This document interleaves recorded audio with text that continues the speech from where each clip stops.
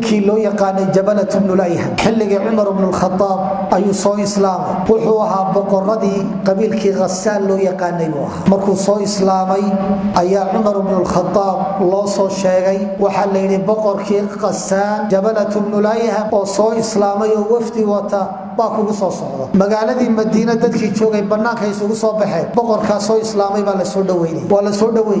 Umar ibn al-Khattab muddo la joogay aad waa loogu farxay kadibna xajkii baa la gaaray xajkii baa la aaday kaabadii markii lagu dawaafayay nin boqor ayuu ahaa maryaan inaba caadi ahayn buu xidhnaa dabeedna maradiisii waxa ku joogsaday nin Muzayna qabiilka Muzayna la yiraahdo maradii buu kaga istaagay dabeedna waxa weeye waa joogsaday dib buu waaday maraduna waa mara qaaliye wuxuu arkay ninka marada ku joogsaday inuu biiga ka soo galay oo uu yahay nin reemi aad buu uga xumaaday bahal durbaaxa intuu qaaday dhabanaana ayuu waxa weeye labada indhood dhexdooda ku dhuftay ninkii waxa weeye aad bay tii u dhibtay wuxuu u tagay Umar ibn al-Khattab markhaati Allah hore u sii kaxaystay markhaatigii baa lagu furay Umar wuxuu u yeeray Jabalat ibn Layhan wuxuu ri Jabalow muddo yar buu muslim ahaa Jabalow waxa weeye ninkan markhaatigiina waa lagu oogay durbaaxaad ku dhufatay qiraal buu isaguna sameeyay Umar ibn al-Khattab waxa uu yiri laba xaal ama cafis ka dalbo ama ka goosto mid saddexaad ma leh wuxuu yiri oo diintiina aan hadda soo galay madax iyo mijamaan ay kala lahayn dadku ma ay kala soconay aad buu la yaabay Umar ibn al-Khattab waxa uu yiri dadku waa isku mid dadku rag iyo dumar lab iyo dhadig tawxiidka iyo islaamnimada waa ku midaysay xuquuqdana waa ka simay tabaada waxa ku adkaatay cafis inuu dalbado aad bay u adkaatay waxa kale oo ku adkaatay in laga goosto labaduba waa kala daratay ninka miiga ka soo galaan oo boqora ayaa cafisaan ka dalbada waa kuwaanu dabada ka laadi jirnaa hariya habeen baanu hadda cafis ka dalbanayna waxa kale oo ku adkaatay in laga goosto la dhurbaaxo oo ninka uu arkaya uu dhurbaaxo ninkiina waa isa soo taagay wuxuu yiri mar haddii diintiinu aanay xushmaynay مع السلامة والنقرية ماشي عن بقرك كاها أيام دب يقول الله بني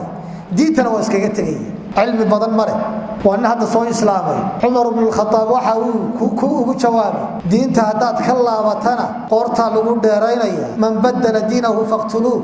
نك دين تسبدل هل دين لقول نبي تاساكو تلا مركا أمر بحدا تسكو قلان أما نك هذا عفيس ويديسن أما قرطا لقول دارين وحنا لا جوجا خليفة المسلمين تماله وقبح حمره حالته وكسيات كات حلم تايسيدي نكي انتو وحوي صو إسلامي أيا واحد اللي والو جودية وواجب اللي جودة واني وينو قارة والو جودة يا مالك جماعة إسلامية ما كانوا يشوفونه رجوا وينو صو إسلامي يورب تكيما نويمات هوسبيتال كان لقيا سيدي الميراي اللي جودي مدة قرية كورة سوق جودة واني وينو قال له صدوجرة أو صو إسلامي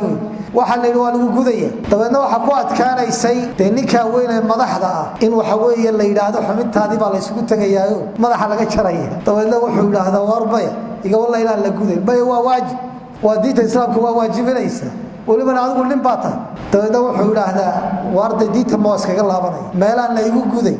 xubinteedana la taabanay halkayga waan dib ugu noqonay markaasay ku yiraahdaan haddaad noqotana qorta laga jaray markaasuu yiraahdo idinku waxa dhaafi baysaan labada madax midba tooganaysan miya haddaan islaamka baaqi ku noqdana xubintayda madaxeeda la jaray haddaan ka baxana madaxa la jaraya miya tawadna xaalka ku adkaanaysa ninkaasi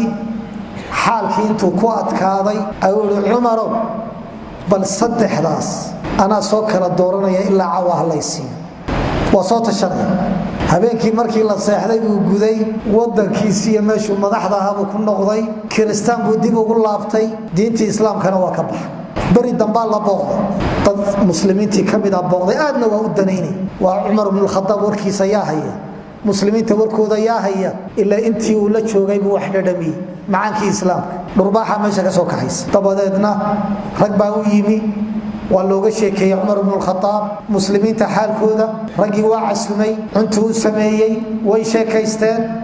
رجي بو غبي غبغيسو وحو كبلابا waxa weeye hadii aan tala heli lahaa oo wixii dhaafay la ii soo celin lahaa waxa weeye dhurbaaxada san dhigan lahaa taladii Umar ibn al-Khattab waa qaadan lahaa laakiin madaxtinimu ku jira waxa ku adag inuu hadana ka dhaxbaxo oo waxa weeye dib ugu laabto hoostu ka jeclaysanaya ninkaasi qisadiisu waa macruuf kutub at-tawaarikh aad iyo aad bay waxa weeye uga sheekeeyeen